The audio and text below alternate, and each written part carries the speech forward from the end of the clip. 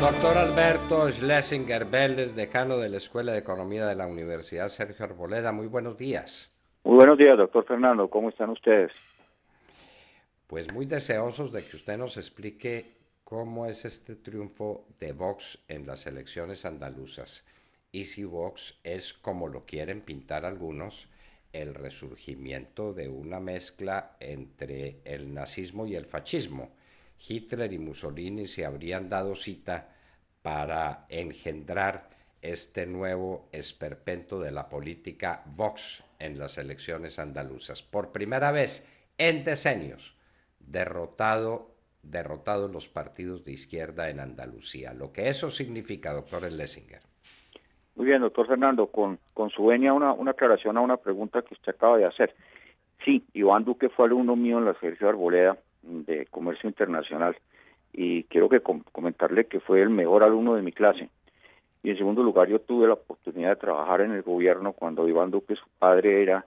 ministro de Fomento, fue presidente de mi junta directiva y la verdad es que fue un excelente ministro, además de ser una excelente persona. Entonces sí fue profesor mío. Bueno, ahora, perdón, yo fui Sí. profesor de él. Bueno, también fue profesor mío después. Pero le quería Mejor dicho, comentar mejor eso. dicho, usted se escapó de Eterna. Muy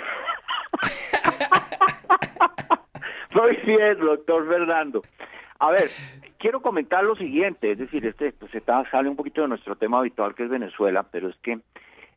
así como en el país pasan desapercibidos temas que van desde chupeta hasta lo que está sucediendo en el Brasil o lo que está sucediendo en Europa, que además son temas que tienen directamente una repercusión e influencia en la vida nacional. Pues todo este tema de lo que ha sucedido en España, que es de una gravedad inusitada y que coloca a España política y económicamente en una situación muy grave y muy difícil después de los grandes esfuerzos que hizo el PP para después del 2008 recuperar la economía española y colocarla en el estado en el que está. Lo que siempre pasa, los socialistas destruyen y después tienen que llegar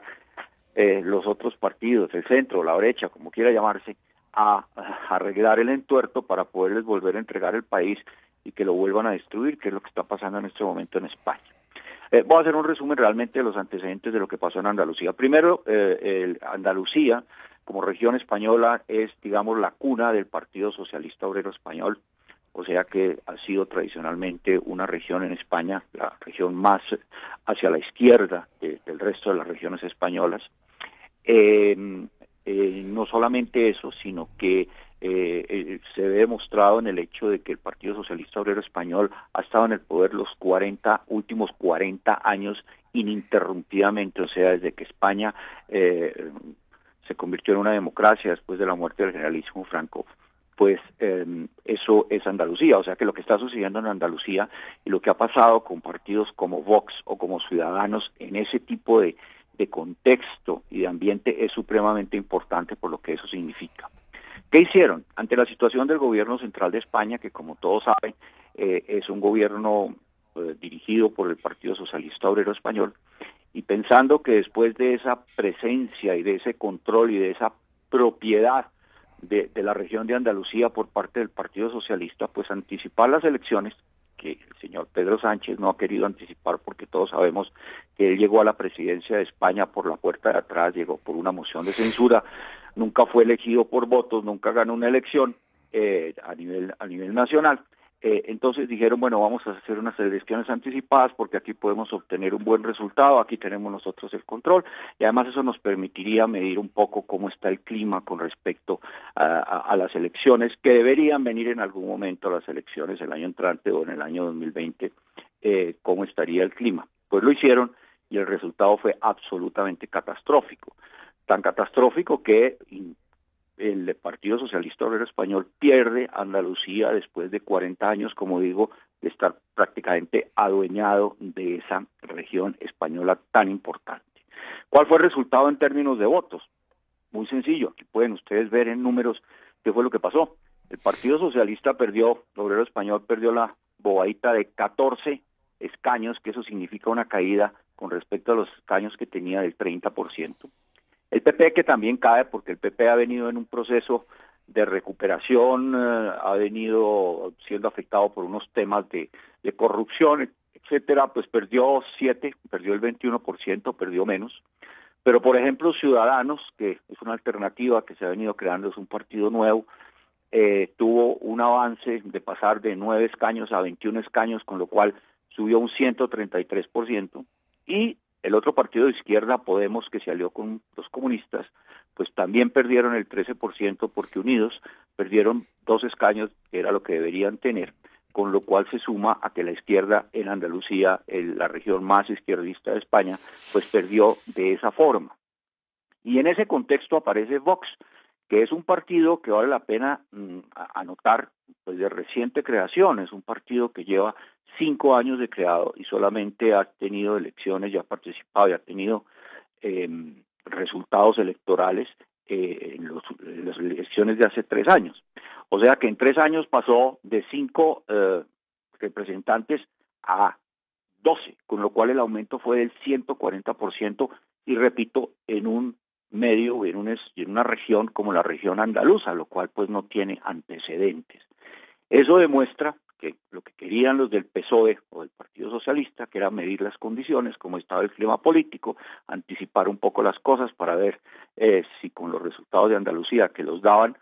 por descontados como resultados positivos después de 40 años de estar en el poder, pues se les sucedió, como dicen en España, el batacazo que estamos viendo. Vox, como digo, fue un partido creado en el 2015 perdón, el 2013, y que tiene como principal vocero a un señor que se llama Santiago Abascal, que viene del Partido Popular, que estuvo en el Partido Popular, se retiró del Partido Popular por no haber estado de acuerdo con algunos elementos, algunas posiciones del partido, y que básicamente ha defendido una serie de puntos. Es que el problema hoy en día, doctor Fernando, y usted lo ha mencionado, es que el problema hoy en día es que otra vez se está jugando con las etiquetas. Cualquiera que no piense como piensan los de la izquierda, o cualquiera que no esté de acuerdo con lo que dice la izquierda, pues automáticamente es un fascista o es de extrema derecha. Y con esa etiqueta se juzga y se actúa y se define el perfil de las personas o de los movimientos políticos, lo cual es pues muy fácil de hacer y totalmente injusto, porque lo que no se hace es analizar no cómo se les denomina, qué etiqueta se les puede poner, sino los puntos y los elementos que están ellos defendiendo. Pues en el caso de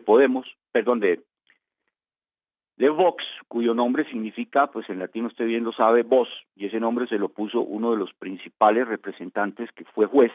y fue un juez importante, y se retiró por una serie de problemas que se han presentado de este estilo, y que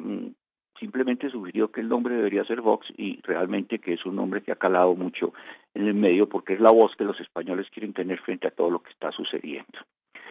Pues los puntos básicamente hay que mirarlos y analizarlos independientemente de la etiqueta que uno le quiera poner. Lo importante no es la etiqueta, ni el nombre, ni cómo lo quiera uno descalificar, simplemente llamándolo extremista o extrema derecha o fascista. Y deberíamos, doctor Fernando, mirarlos a la luz de lo que está pasando en Colombia. Es increíble cómo los 10 puntos principales, o los 9 puntos que valdría la pena destacar, tienen una relación casi todos que directa con la realidad de lo que estamos viviendo en Colombia. El primer punto es inmigración. Todos sabemos lo que está pasando con los inmigrantes ilegales,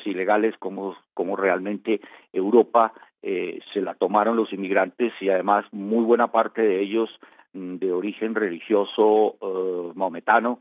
Me acuerdo de la frase famosa de Gaddafi, Omar Gaddafi, que lo comentaba en su excelente, de paso le digo que la excelente entrevista que hizo usted ayer sobre todo el tema de la reunión que se está haciendo en Marruecos, y todo lo que significa eso que quieren hacer, que es romper el concepto de nación-estado para permitir pues que los que hagan lo que quieran y como quieran con carácter obligatorio son los inmigrantes, que planteó el doctor Bula. Pues decía Gaddafi en algún momento que no siguieran hablando de la yihad y de la guerra santa y de la guerra entendida como guerra material, como acción de guerra, porque la guerra ya la habían ganado frente a Europa, y la habían ganado a través de los inmigrantes y de cómo han ido colonizando Europa país por país y ciudad por ciudad, grupos religiosos, grupos étnicos con un alto contenido religioso que vienen de estados teocráticos y que realmente pues no se integran y no aportan, sino que son grupos que en lugar de integrarse conquistan y conquistan los espacios y van excluyendo y apartando las culturas, las personas, todo dentro de sus propios territorios, como sucede en Francia o como sucede en cualquier otro país europeo. Pues bien, el primer tema es inmigración. Simplemente lo que ellos están diciendo es que se debe deportar a los inmigrantes ilegales y en que en segundo lugar a los inmigrantes que cometan delitos también se les debe deportar. Eso no se le puede poner etiqueta de ningún tipo, no se le puede poner etiqueta, posicionarlo en ninguno en el espectro político. Es una realidad y es una realidad que los países deberían aplicar porque la inmigración ilegal es enorme, en segundo lugar porque la mayor parte de los delitos los están cometiendo los inmigrantes, aún los que ya han sido aceptados. Entonces, si cometen delitos, deberían salir del país unas personas que son aceptadas, pues, definitiva o temporalmente. En segundo lugar, lo que también se está diciendo es que deben permitirse la inmigración de países o de personas o de grupos que tengan lazos de amistad y lazos culturales con el país. Eso está dentro de las prerrogativas que tiene un Estado para definir a quién deja entrar a su territorio y a quién no. Contrario sería recibir, como se está haciendo hoy en día, a quienes no tienen lazos de amistad y a quienes no tienen lazos culturales, y no solamente no los tienen, sino que lo que pretenden es sustituir las culturas propias, las culturas locales, por su propia cultura o su propia religión. Y en tercer lugar, pues que la inmigración debería permitirse dependiendo de la economía y de la capacidad de integración desde el punto de vista económico de recibir esas personas que se tengan. Sabido que esas personas que llegan a estos países ni hablan la lengua, ni tienen el nivel de preparación, ni el nivel de capacitación, etcétera, y se convierte entonces en una carga enorme para todos los sistemas de seguridad social y una carga económica gigantesca, como aquí ya lo estamos empezando a ver, que el aspecto económico es una cosa que se tiene que tener en cuenta, no es simple y llanamente hay refugiados y porque hay refugiados pues hay que recibirlos, pues uno recibe si cumplen toda una serie de requisitos hasta el punto de que pueda absorberlos y pueda recibirlos económicamente. De lo contrario, lo que está haciendo es trasladando recursos que la población que lo generó, los locales que lo generaron a través de sus impuestos, dejan de recibirlo y por eso viene la reacción tan grande y un efecto que es más grave todavía, produce la polarización, porque ahí sí los elementos autoritarios, los elementos de extrema a extrema desde el punto de vista no de su ideología, sino de su acción como tal, pues son los que se revelan, los que se potencian y los que contribuyen a generar actos de violencia en función de esas razones, sobre todo de carácter económico, de carácter de seguridad, que tienen que vivir en sus respectivos ciudades o regiones. El segundo punto, lo que se llama los muros infranqueables. Muros infranqueables tiene que ver con varias cosas. Primero, cierre de las mezquitas fundamentalistas. Aquellas mezquitas que, por ejemplo, lo único que hacen es propagar el odio, el integrismo y, por ejemplo, factores que claramente lo expresan los de Vox como el menosprecio a la mujer. Ahora que el tema de género está tan de moda, pues todos esos movimientos y todo lo que viene dentro de la órbita musulmana, pues obviamente colocan a la mujer en la posición que todos sabemos. Pero es que además esas mezquitas se han convertido, primero se han multiplicado gigantescamente. Hay sitios en los cuales hay más mezquitas que iglesias en Europa. Y por otro lado, se han convertido en los centros en que los imanes o los mulás o como se les llame, tienen un centro de adoctrinamiento, muchas veces de entrenamiento, muchas veces de generación de odio hacia los mismos valores de los países en los que están. Y yo siempre me he hecho la pregunta de si sería tan fácil que en los países musulmanes el crecimiento de las iglesias de otro credo, pongamos, de las iglesias católicas fuera así de grande, si es tan fácil abrir una iglesia católica en esos sitios y se podría hacer, pues obviamente que no, porque ellos sí saben cómo controlan todo su tema religioso y cómo excluyen a las demás religiones, pues hay que ver cómo se ha perseguido a los coptos en Egipto y en fin, a todos los que sean de origen católico, ha sucedido desde hace muchísimos años. Pues ese es el tema de los muros infranqueables, con un elemento fundamental, y es que también quieren proteger Ceuta y Melilla, que como se sabe son territorio español en el norte de África, que por estar en el norte de África pues se han convertido en un sitio en el cual lo atacan permanentemente, y estas ciudades prácticamente han tenido que rodearse de unas alambradas, son ciudades, ahora que tanto se discute y se habla de la famosa muralla o pared que ha querido poner los Estados Unidos frente a México, pues nadie mira que ya existe ese tipo de cosas en ciudades, como es el caso de Ceuta y Melilla, que tienen que estar prácticamente cerradas porque la gente entra al territorio español entrando a esas ciudades y ahí es imposible sacarlas, y a pesar de que tienen toda clase de controles, se siguen brincando por encima y pasando al otro lado. El tercer tema, que es fundamental y tal vez es el tema jurídico más importante, es el de la suspensión de las autonomías. ¿En qué consiste la suspensión de las autonomías? Que a todos los que lo miran simplemente se quedan en el título y se les para el pelo. Pues simple y llanamente lo que se está diciendo, la Constitución española, la Constitución que cumple 40 años, esa Constitución pues establece unas autonomías, que es un sistema muy claro, federal, en el cual se da a unas zonas, las cuales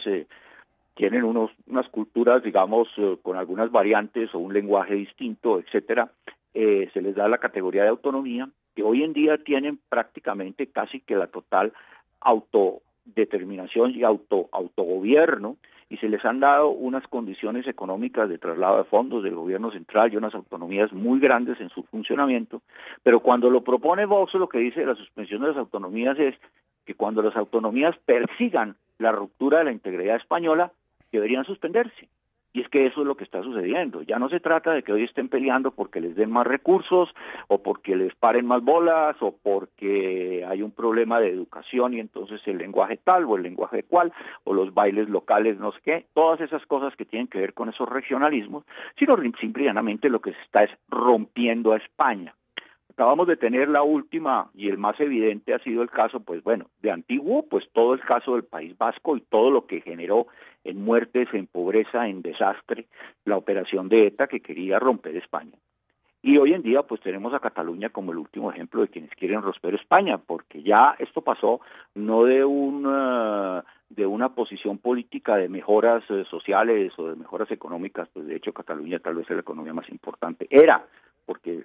desaparecieron buena parte de las empresas que había en Cataluña, desaparecieron gracias a lo que está sucediendo, pero no se trata de eso, sino se trata simplemente de romper España y separarse. El presidente de la Generalitat, o como se llama la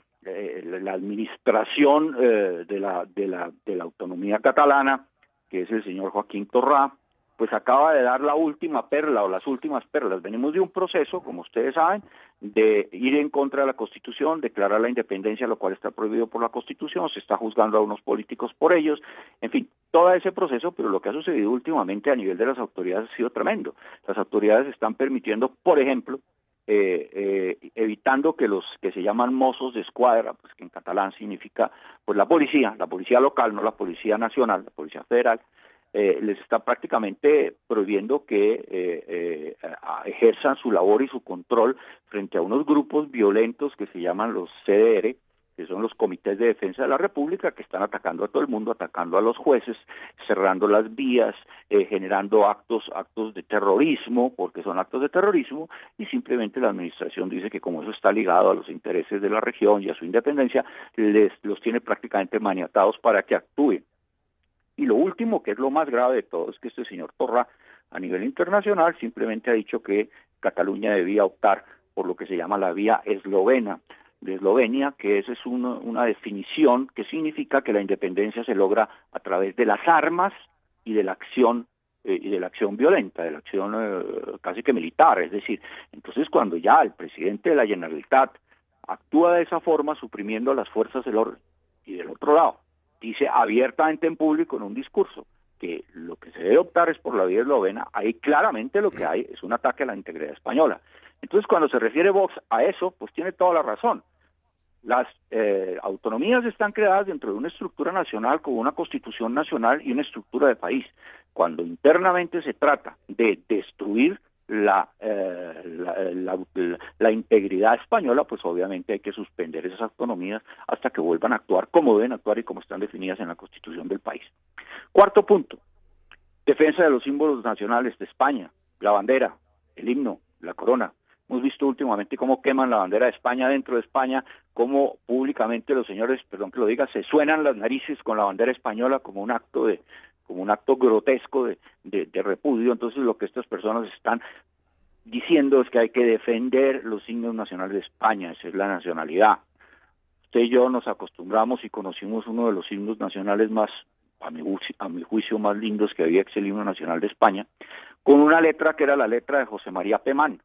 Pues en algún momento todos estos que piden cambiar los nombres de las calles y sacar a Franco de la tumba y perseguir a todos quienes de alguna manera históricamente tuvieron algún papel en crear lo que España es hoy en día, pues resolvieron que esa letra no era conveniente y hoy en día el himno de España no tiene letra, se la quitaron. Entonces, cuando usted oye el himno de España, no era el himno que vimos nosotros con la letra de José María Pemán, sino que es un himno sin letra, porque eso venía de atrás y eso venía de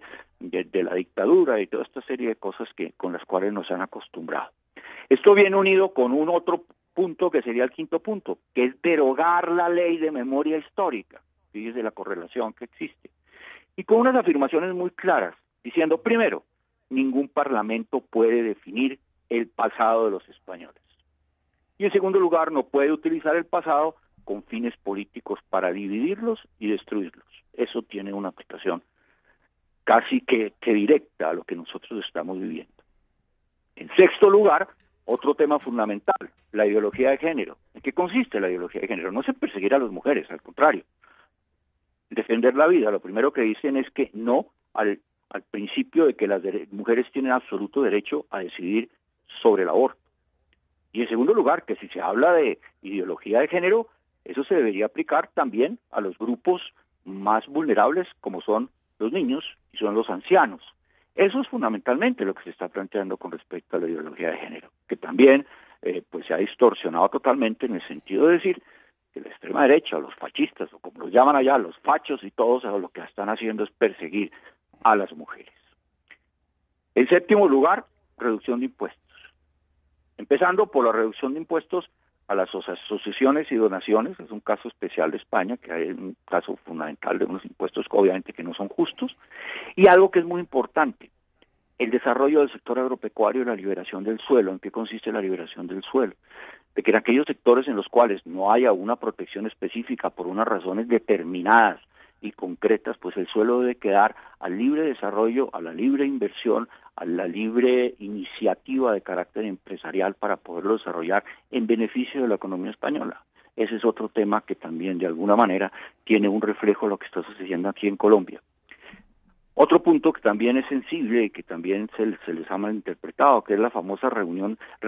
supresión de cuotas por género. Entonces, hoy en día hay cuotas para los cargos públicos, en todo debe haber cuotas, en la cultura, en todo debe haber cuotas, para esos movimientos que representan a las lesbianas, a los homosexuales, etcétera, etcétera, y que se han establecido como una norma en la cual simple y llanamente si yo soy homosexual o yo soy lesbiana, pues automáticamente le daría derecho independientemente de la disponibilidad que haya o de la capacidad que la persona tenga o de los conocimientos que la persona tenga por tener esa condición de cuota de género, poder optar y poder exigir que le sean dados unos beneficios y unas prerrogativas. Otro tema que está sobre la mesa y que es de suprema importancia, que es un nuevo tratado europeo. Lo que nosotros estamos viendo que está sucediendo en la Unión Europea, que fue en su momento, nos tocó a usted y a mí también, el mayor avance y la bandera de la globalización y de la integración mundial. Nosotros en América Latina también estuvimos en todo ese proceso de integración que prácticamente hoy en día está desaparecido. Que es la Unión Europea, pues estamos viendo lo que está pasando con la Unión Europea. Un caso es el Brexit. Y otro caso son temas como lo que se está tratando en Marruecos de los inmigrantes, es decir, hay unas posiciones individuales, se trata de legislar desde Bruselas, los países ya no toleran que en ciertos temas sea Bruselas quien determine qué hacen, tanto en el campo económico, como en el campo político, como en el campo cultural. Hay una realidad y es que la integración en Europa debe revisarse a fondo y deben hacerse los ajustes si es que quieren que sobreviva, o si no, simple y llanamente se va a romper, como empezó a romperse con el caso del Brexit en Inglaterra y todas las implicaciones que eso tiene. Pero además tiene que ver con un tema que ayer en la entrevista al doctor Bula, que usted decía es muy importante, es la discusión de fondo sobre todo el tema de los estados nacionales, de los estados que mantienen y deben mantener su control territorial y su control nacional frente a un concepto de globalización que lo que pretende es llevar a los estados a que simple y llanamente su soberanía nacional sea entregada a terceros y sea entregada en función de unos intereses que no sabemos dónde empiezan o sí sabemos dónde empiezan, pero no sabemos dónde terminan, como es el famoso caso el fenómeno migratorio que va desde el problema en los Estados Unidos y en Centroamérica hasta Europa y África y todo lo que está sucediendo en las zonas en conflicto en el mundo como el Medio Oriente. Todo eso lleva a que la migración, que si bien es un fenómeno que en la antigüedad usted se acuerda cuando se hablaba de los visigodos o de los grandes movimientos étnicos, pues era a sangre y fuego, y llegaron a tomarse Roma y llegaron prácticamente a tomarse casi toda Europa si no lo hubieran detenido en Francia y en Austria, en las puertas de Viena. Pero esos eran los movimientos. Hoy en día, acompañado de esos movimientos que nadie discute, que las personas están pasando por unas situaciones dificilísimas, hay unos derechos humanos de por medio, etcétera, pero eso se ha convertido en la puerta de entrada no solamente para la colonización religiosa y colonización cultural que estamos viendo, como decía Gaddafi, repito, ya ganaron la guerra, ya la yihad se ganó solamente por la vía de los refugiados y la emigración, sino que se ha convertido en el ingreso de todos los movimientos terroristas y todos los quienes atentan contra la estabilidad de los estados a los cuales llegan. Fuera de ser un problema económico enorme, porque en esas magnitudes es muy difícil absorber económicamente esas personas, aún para los países más desarrollados, y que además generan la desestabilización y los desequilibrios que hemos visto internamente, promoviendo la polarización y promoviendo el enfrentamiento de quienes llegan a invadir y quienes se defienden de la invasión. Eso no se diferencia mucho de la época de los visigodos. Allá llegaban con espadas y con flechas y quemaban las cosas y los otros les contestaban igual. Aquí llegan con otros medios y con otros fines y les contestan exactamente igual, y eso cada vez va a ir creciendo más. Pues ese es uno de los temas que simplemente está proponiendo Vox. Y finalmente, lo que yo decía, que era solamente participar en aquellas organizaciones supranacionales que no sean contrarios a los intereses de España, porque eso se ha ido perdiendo, y se ha ido perdiendo en función de que la integración y la globalización, y que esto es una maravilla, y que el mundo va a terminar siendo uno solo, y que los medios tecnológicos nos permiten hacerlo, etcétera, etcétera, pero nadie se detiene a pensar, bueno, ¿y cuáles son los intereses nacionales? ¿Hasta dónde estamos entregando los intereses nacionales? ¿Hasta dónde los estamos debilitando y acabando en función de unos intereses que además nadie sabe de quién son o quiénes al final de cuentas los están manejando o se están beneficiando de ellos? Pues ese es el tema de Vox, doctor Londoño, tal como se está presentando, y que significa una campanada, una voz de aviso de lo que está sucediendo en España y cómo las cosas están evolucionando, y está generando un fenómeno político muy importante. Y es que aunque no se crea, Vox, con su posición sobre puntos fundamentales y una posición clara e irreductible. De hecho, Vox lo primero que le dijo al PP y a Ciudadanos cuando quisieron ver cómo armaban un gobierno entre los tres, que quedarían con una mayoría, la mayoría que se requiere decisiva es de 55 escaños, y ellos tres quedarían con 59 escaños, o sea que tendrían la mayoría también para decidir en el órgano